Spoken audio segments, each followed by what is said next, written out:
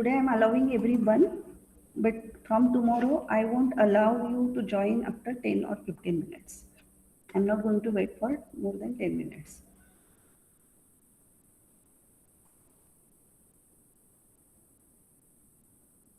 So in FPL2, as I said, we are going to cover core Java. Core Java means Java is an example of object-oriented programming. So our first unit is based on introduction to object-oriented programming. How it is different from procedural language. What are the basics of object-oriented programming? Why it is called object oriented programming, what is the difference between C++ and Java. Assuming that you are knowing basic of C language, not necessary you should know what is C++, etc. We are going to start from scratch. That is unit number 1, will introduce you to object oriented programming. Then second unit is based on Java programming language. It is also an introduction to Java as an example of object oriented programming. Means there are some principles of object oriented programming like inheritance, encapsulation, polymorphism, etc. So how Java implements those features in Java's way, and how it is different from other object oriented programming language like C++. Next is polymorphism. So this is the basic principle of object-oriented programming. As the name says, poly means many, morph means forms, different forms. So how Java implements polymorphism? There are two ways. One is static and one is dynamic. So we are going to see both the ways of implementing polymorphism in unit number 3. Unit number 4 talks about inheritance. Inheritance basically mainly used for reuse. If you already created one class, one program, so no need to go for again starting programming from scratch. So you can ask user to use previously created classes or objects with the help of inheritance. So inheritance allows you to make use of previously created classes, objects, packages, etc. So that we are going to learn how Java allows you to do that. Next unit is about some advanced Java concepts like abstract class, interface, package. You may not understand these keywords right now, but once we start with Java, you'll understand these keywords. So what is meaning of abstract class? As the name says, abstract. Abstract means not complete. There is something incomplete element. And how you are going to make it complete? That is abstract class. Interface is pure abstract class. And packages are like in C, we have seen header files like string.h, mat.h. Similarly, in Java, there are packages which has inbuilt classes and interfaces, etc. So how to create your own package, how to import the package, that we are going to learn in unit number 5. And unit number 6 is exception handling in Java. Like in C language, you deal with syntax errors, semantic errors, right? So you get semicolon missing, bracket missing. So those are errors. And there are some runtime errors, which are called exceptions. So how Java deals with these exceptions, and you are going to learn some inbuilt exception and how you can create your own, that is custom exceptions. So this is the overview of FPL2 theory part. Introduction to object-oriented programming, introduction to Java programming, polymorphism, inheritance, abstract class, interface and package, exception handling in Java. Okay. Any queries about this unit distribution? I hope you have already gone through the syllabus which I shared on a Moodle. Yes, This is your Moodle page. Here you can go through, I think is it visible? Moodle page? yes, ma'am. Okay, well, this is my version, but I don't know how it looks like for your version. So here you can see the syllabus, Java complete reference ebook. I'm sharing it with you. So just download this book for your reference, and here you can find simple programs that you can directly copy paste and run.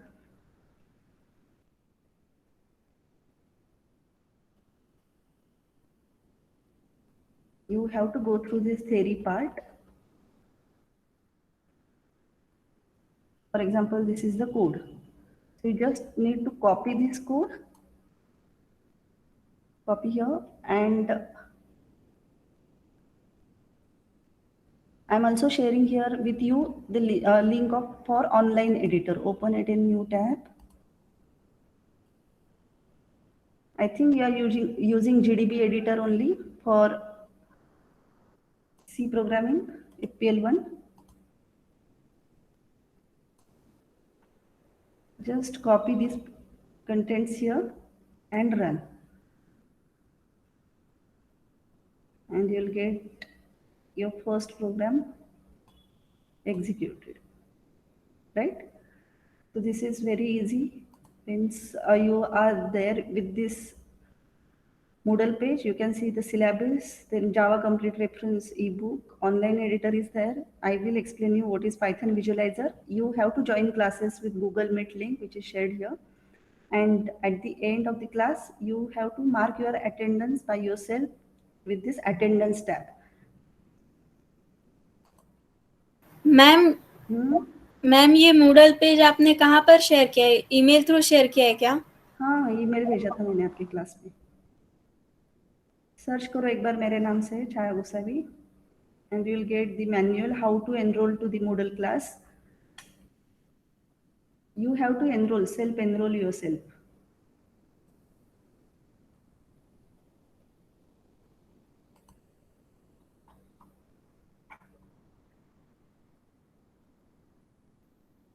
I have shared this manual with you. You have to go to this pplccoew.genomomio.com. This is the website address of Moodle page. Then there you have to click on create new account. If you have any account on Moodle, you can write username and password and login. Otherwise, you have to create a new account. Then while creating a new account, you have to enter some information like username and password, then mail ID. Note that mail ID should be of Cummins College only. Then again, you need to enter mail ID, first name, surname, then city, town, it is not compulsory. You can enter a country, just say I'm not a robot and create a new account. And once your account is created, again go to this step, add username and password and login. Once you log in, you are going to see this page. And here go to the site home. There is something called site home, and you'll see this course Fundamentals of Programming Languages 2. Click here, and there is an option on self-enrollment, right? And here click enroll me, and you'll be in my class. And you're going to see what are the things that I have shared here. So attendance you have to mark from this. I'll continue with my presentation. I hope now Moodle is clear with you. I hope remaining students will also join Moodle as soon as possible. In FPL2 lab, in FPL2 theory part, assessment is as I told you, ISE, which is in same exam with T1 and T2 for 25 marks each. So T1 is based on MCQs, multiple choice questions, or some match the pair type of questions. It is based on unit number 1 and 2. I'll share with you probable dates of T1 once I get it from exam section. T2 is again for 25 marks, but it is like paper pencil. You just appeared for T2. And ESC will be also for paper pencil for 50 marks. Regarding syllabus and question paper pattern, I'll come to you later. But for T1, we are going to take it as an MCQ fashion.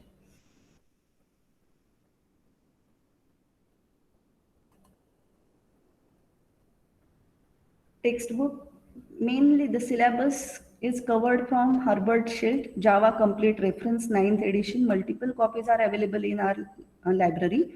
But for just to start with, you can find this 9th edition available on a Google, freely downloadable.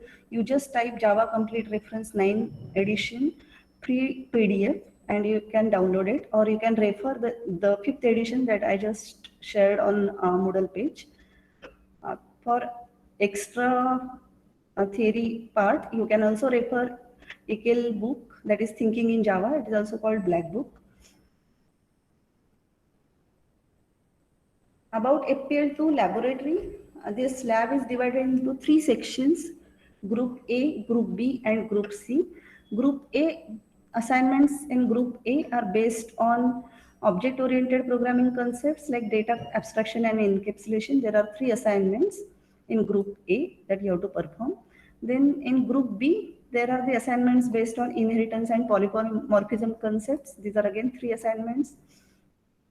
And Group C mainly focus on exception handling. You have to perform 1 assignment. So total 7 assignments we are going to perform being online, and it will cover your entire syllabus. And for each assignment, you have to prepare a write-up like problem statement, then algorithm, flowchart, and screenshot of your program output. The details again I will share with you once we started with the lab sessions. So before starting of FPL2, I want to take your revision for FPL1. What you have studied in for FPL1, how, what the knowledge you have of C language. So we have prepared one quiz. I want you to take 10 minutes and solve this quiz.